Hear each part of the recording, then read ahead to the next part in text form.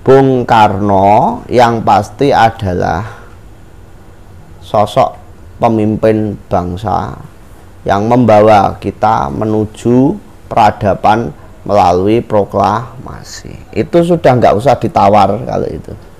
Itu sejarah Indonesia maupun sejarah internasional mengakui bahwa proklamator Indonesia itu Bung Karno dan Bung Hatta. Sudah titik nek kuwi serasa ditawari, kuwi pasti.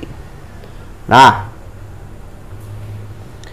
melihat sejarah dari apa yang dilakukan Bung Karno, kita harus betul-betul memahami bahwa ini adalah termasuk contoh manusia luar biasa pada zamannya yang menembus batas. Bung Karno itu sudah bisa menyatukan antara intelektualitas dan spiritualitas secara berimbang. Dan harapan Sambung Rasa kan demikian. Satukanlah antara spiritual dan intelektual sehingga akan menciptakan manusia yang luar biasa seperti mbah-mbah kita dulu, seperti leluhur kita dulu. Leluhur kita dulu itu karena beliau semua itu belajar spiritual. Nah, dengan kejernihan spiritual itu memiliki nilai berbanding lurus dengan kecerdasan intelektual. Loh, kalau secara spiritual itu kita baik, maka intelektual atau otak kita pun jadi baik. Tapi kalau spiritual kita itu tidak baik, ya pasti otak kita jadi tidak baik. Itu loh.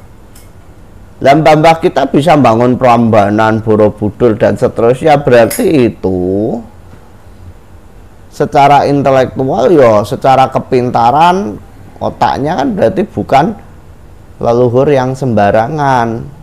Ditunjang dengan kurangnya peralatan berat. Nah, zaman sekarang yang sudah punya alat berat, teknologi sudah maju aja masih mungkin untuk membangun itu masih kesusahan kok, apalagi mbah-mbah kita dulu yang belum memiliki teknologi sedemikian rupa. Nyatanya iso. Itu kembali ke Bung Karno. Nah, kenapa saya mengatakan bahwa Bung Karno itu manusia menembus batas dan luar biasa? Coba beliau itu masih usia 30 aja sudah menyelesaikan berapa buku, sudah nulis berapa buku, sudah menjadi seorang insinyur. Zaman itu loh, ini zaman perang, zaman kolonialisme, beliau bisa sampai menjadi seorang insinyur. Dan jelas itu berarti kan butuh wong bodoh. Bung Karno itu, Mbah Karno itu duduk bodoh. Nah, maka sekarang kita tengok pada diri kita yang kita mengaku seorang spiritual tetek bengek iku, yang di rumahnya majang fotonya Bung Karno. Kemampuan berpikir kita paling tidak sudah mendekati beliau, Pak. Aku rasa muni sekolah ini, sekolah itu tidak tersinggung. Mergo ora kabeh wong sekolah sarjana. Tapi paling tidak itu menjawab pertanyaan bahwa Bung Karno tidak hanya spiritualis, tapi beliau juga seorang intelektualis.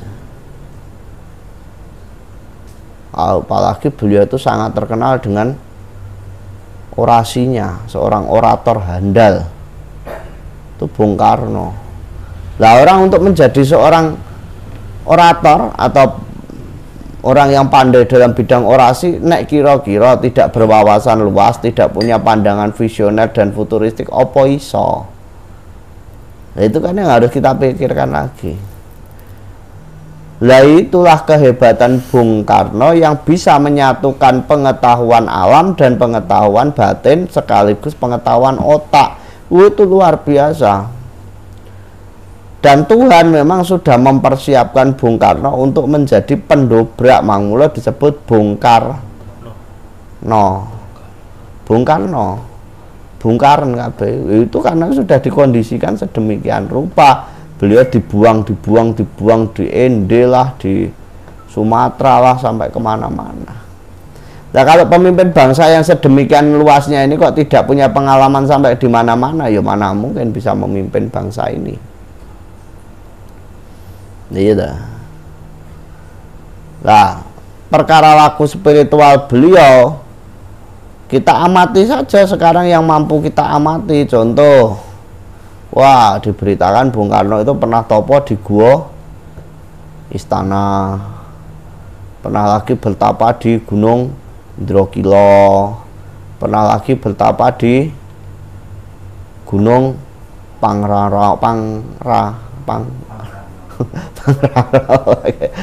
Terus kono kae Gunung Salak di mana-mana. Artinya bahwa kalau di daerah itu tersebut orang pernah menceritakan dari mbah-mbahnya turun-temurun Bung Karno pernah kesini, berarti juga itu menjawab bahwa beliau juga seorang spiritualis, wong gentul tirakat, bukan orang sembarangan juga Bung Karno. Bahkan sampai di mana itu Jawa Barat di Pelabuhan Ratu pun juga ada toh petilasan beliau.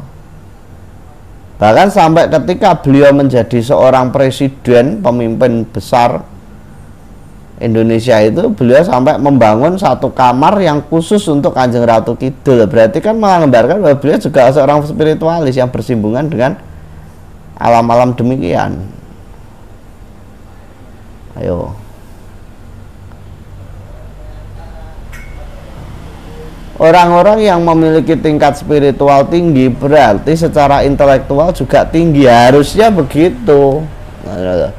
Nah sekarang monggo itu jadikan dasar bahwa kalau zaman sekarang ada orang yang memiliki spiritual tapi kok goblok, punya spiritual tapi kok bodoh, punya spiritual tapi kok tidak punya kemampuan untuk bertahan hidup dengan benar, berarti wes iku gedabrus. Ya gitu tak enak tuh konsine. Enak.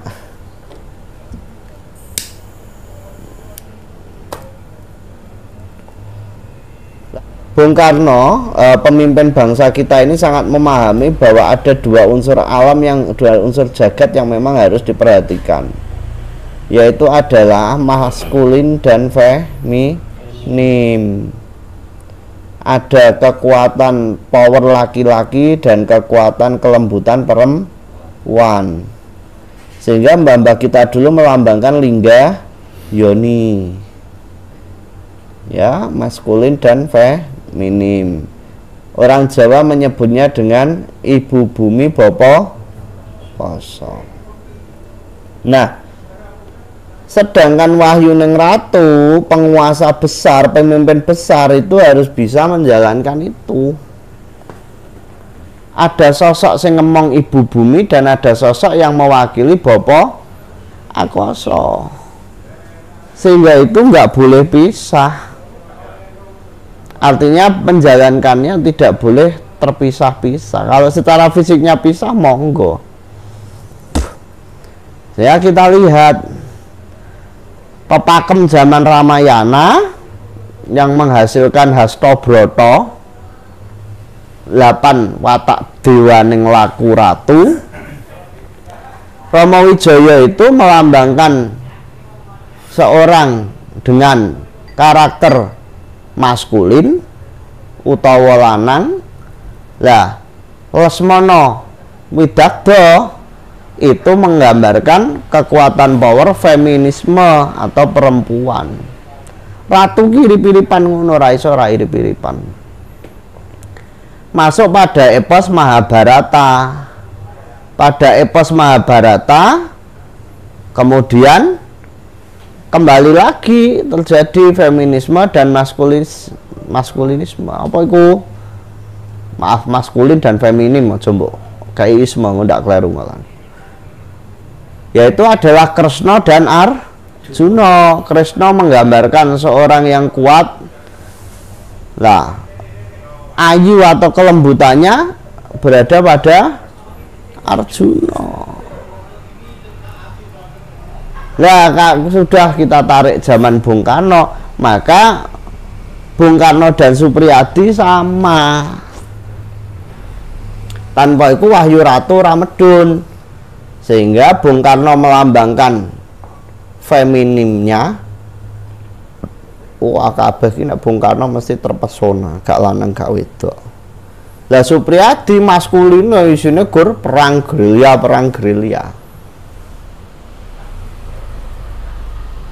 Oleh sebab itu Bung Karno sangat menghargai dan menghormati Supriyadi. Di saat semua orang meyakinkan Bung Karno bahwa Supriyadi sudah sedo, Bung Karno tidak percaya. Loh, betul itu. Bung Karno menjawab, oh enggak, Supriyadi masih hidup, tadi membawakan tas saya kok di Istana Bogor, itu jawaban. Sehingga ketika itu Supriyadi dimasukkanlah ke dalam daftar menteri. Ada percaya, cek sejarahnya itu. Meskipun sampai pada pelantikan pun Supriyadi tidak pernah muncul. Nah, itu ada misterinya. Kembali lagi bahwa pakem tanah Jawa nek ratu kudu irip-iripan lanang karo wadon, nek ora dadi. Oleh sebab itulah Bung Karno itu gandengnya dengan Supriyadi. Sama-sama di latar belakangi Blitar. Saya tidak mengatakan sama-sama dilahirkan di Blitar loh ya. Bung Karno lahirin di Blitar pas Surabaya, udah simpang siur tapi. Faktanya lahirnya di Surabaya, bukti pencatatannya begitu. Tapi kan dari dulu orang mengertinya Bung Karno itu keterangannya Blitar. Sampai saat itu tulisannya Blitar Kota Bung Karno. Walaupun sekarang dikebumikan di Blitar.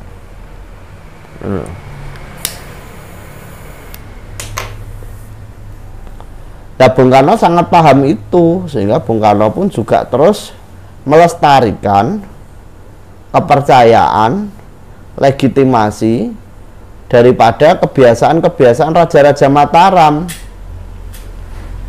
Raja-Raja Mataram itu kan sudah tidak menggunakan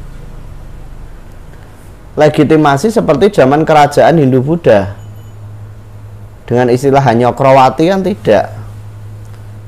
Yang setiap raja harus dikonotasikan sebagai seorang dewa, sehingga membuat satu legitimasi baru, yaitu adalah Segoro Kidul atau Kanjeng Ratu Kidul.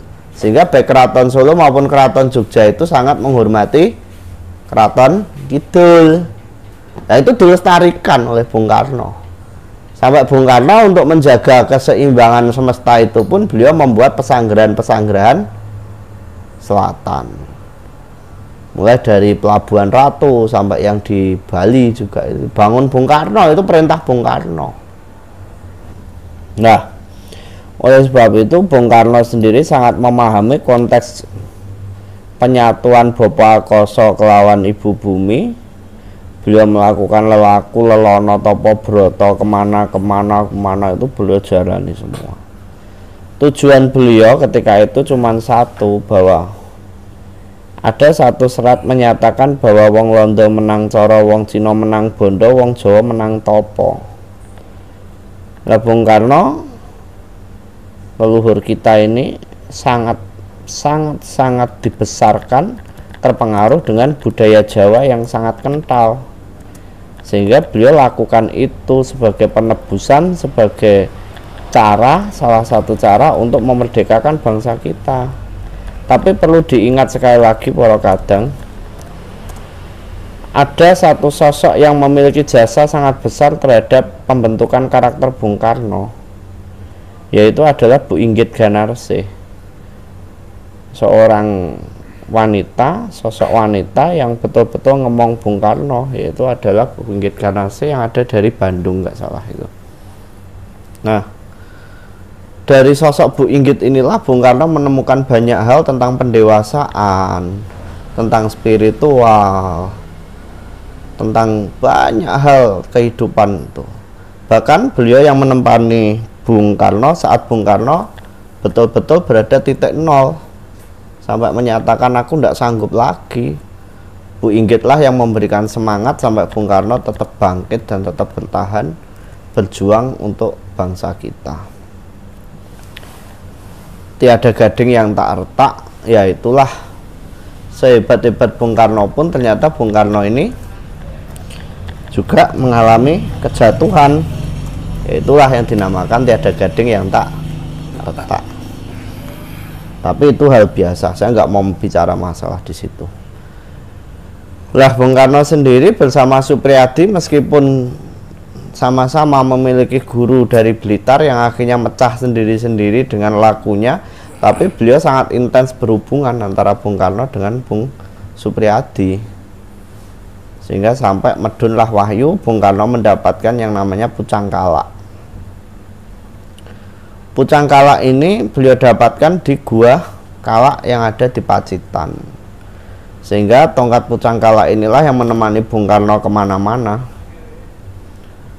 Nah, kewibawaannya, tingkat spiritualnya, wah itu Bung Karno luar biasa pokoknya.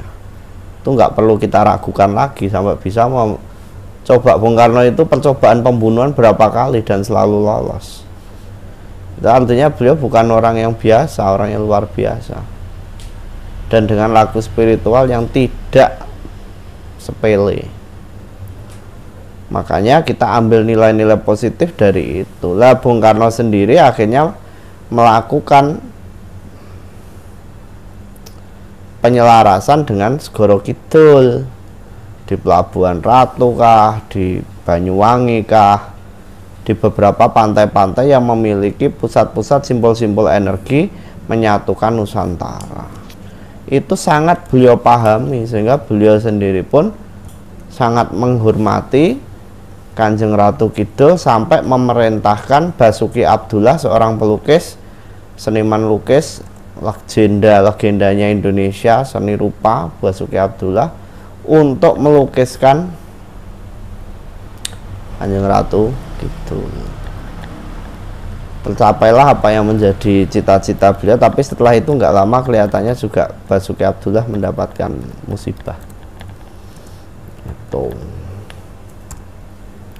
Nah, Bung Karno ini bukan orang sembarangan juga, Pak, karena beliau kalau kita urut-urut ke atasnya, beliau masih terah daripada seorang bangsawan. Nah, sehingga kalau orang dulu, menurut cerita kakek saya, tidak semua orang boleh mengenyam pendidikan sampai pendidikan tinggi, Pak.